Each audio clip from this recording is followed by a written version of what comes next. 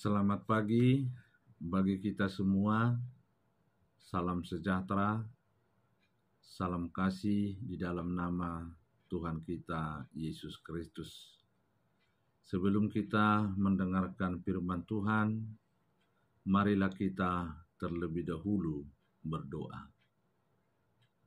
Bapa kami yang maha baik, Bapa yang maha pengasih dan pemurah, segala puji dan syukur kami persembahkan hanya bagi-Mu Tuhan, atas segala kebaikan dan kemurahan-Mu yang telah melimpahkan kasih karunia, sukacita, dan damai sejahtera bagi kami pada saat ini. Sehingga hidup kami dipenuhi dengan damai dan sukacita dari Tuhan. Di pagi yang indah ini Tuhan, pagi yang bersukacita, kami akan disapa oleh firman-Mu. Bukalah hati dan pikiran kami, berkati hamba-Mu dan berikan kebijaksanaan. Di dalam nama anak-Mu Tuhan Yesus Kristus Tuhan kami berdoa dan mengucap syukur. Amin. Firman Tuhan buat kita hari ini, Senin tanggal 30 Mei 2022, yang tertulis di dalam kitab Esra pasal yang ketiga ayat yang ke-11.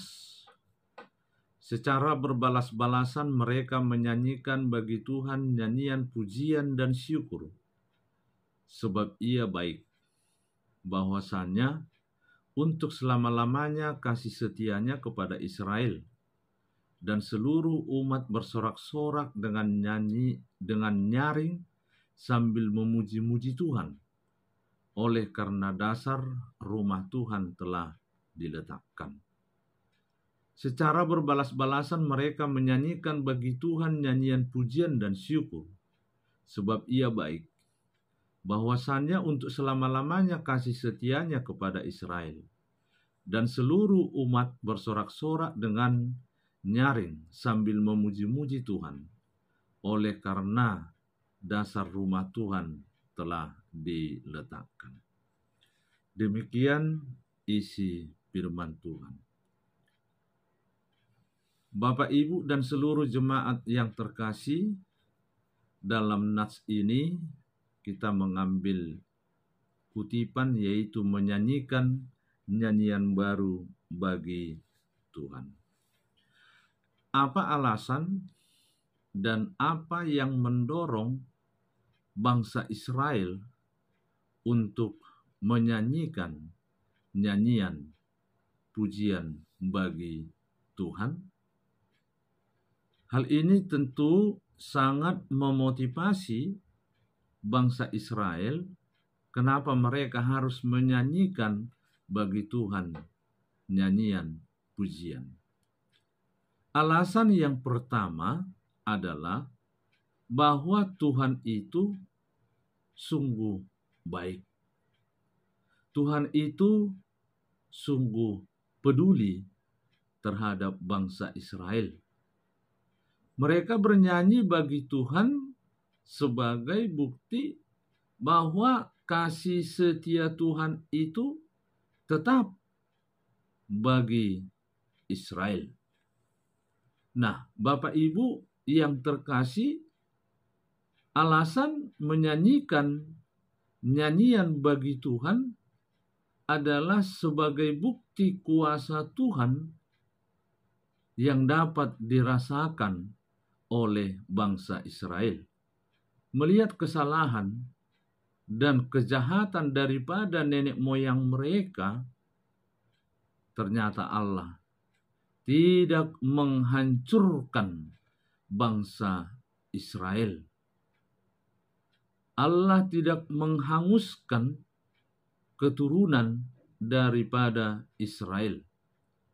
Namun kasih setia Tuhan hanya dipakai oleh Tuhan dengan membawa bangsa Israel untuk dijajah atau dibawa ke tanah pembuangan Babel. Dengan tujuan agar bangsa Israel mengenali kejahatannya, agar bangsa Israel mau bertobat. Nah, Bapak Ibu seluruh jemaat terkasih, di dalam perjalanan panjang bangsa Israel, di tengah-tengah kehidupan mereka di perbudakan, Allah tetap memelihara mereka. Allah tetap menjaga mereka, dan akhirnya setelah mereka mengenali kesalahan mereka, setelah mereka memohon kepada Tuhan agar kembali ke tanah mereka Yehuda, maka Allah membebaskan mereka dari perbudakan Mesir tersebut dengan karya penyelamatannya sendiri. Bapak Ibu yang terkasih di dalam nama Tuhan kita Yesus Kristus, pembebasan Israel yang telah dilakukan oleh Allah tentu membawa pengaruh besar kehidupan yang baru. Apa yang dikatakan di dalam nas ini, yaitu bahwa bangsa Israel akan mendirikan bait Allah kembali yang sudah runtuh. Tentu kita memahami apa itu fungsi bait Allah. Bahwa menurut perjanjian lama, bahwa bait Allah, bait suci itu yang akan didirikan oleh bangsa Israel adalah sebagai tempat bersembah atau memberikan persembahan kepada Tuhan. Bait Allah itu juga sebagai lambang kehadiran Allah. Bait itu juga adalah sebagai lambang kebesaran dari Allah atas pembebasan yang telah dilakukan terhadap Israel. Pembebasan tersebut adalah membangun kembali hubungan baik antara orang Israel dengan Tuhan. Membangun kembali berarti bahwa mereka tidak lagi mengulangi kesalahan mereka atau perbuatan-perbuatan jahat termasuk yang telah dilakukan oleh nenek moyang mereka. Membangun kembali bait Allah berarti segenap bangsa Israel merasakan kuasa Tuhan yang telah membebaskan mereka. Nah, Bapak Ibu yang terkasih, di dalam nama Tuhan kita Yesus Kristus, tentu nats ini mengajak kita supaya membangun bait Allah. Bait Allah sesuai dengan 1 Korintus 3 ayat 16 menyatakan bait Allah itu adalah diri kita sendiri. Roh Tuhan diam di dalam diri kita. Nah, jika kita membangun bait Allah, jika kita membangun tempat suci, berarti sama halnya kita juga membangun diri kita sendiri untuk tempat berdiamnya Roh Kudus, tempat diamnya Roh Tuhan. Untuk itu, marilah kita membenahi bait Tuhan. Marilah kita bernyanyi memuji Tuhan. Marilah kita membangun diri kita sendiri dan menjadikan diri kita sebagai tempat kediaman Roh Tuhan. Amin, kita berdoa. Terima kasih Tuhan, kami telah mendengarkan firman-Mu pada pagi hari ini.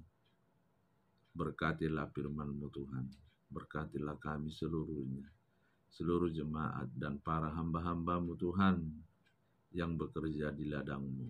Engkaulah memberkati pelayanan mereka agar menjadi sukacita dan damai sejahtera bagi kami dan kemuliaan bagi nama-Mu. Terpujilah nama-Mu Tuhan di dalam satu hari ini dan sampai selama-lamanya. Amin.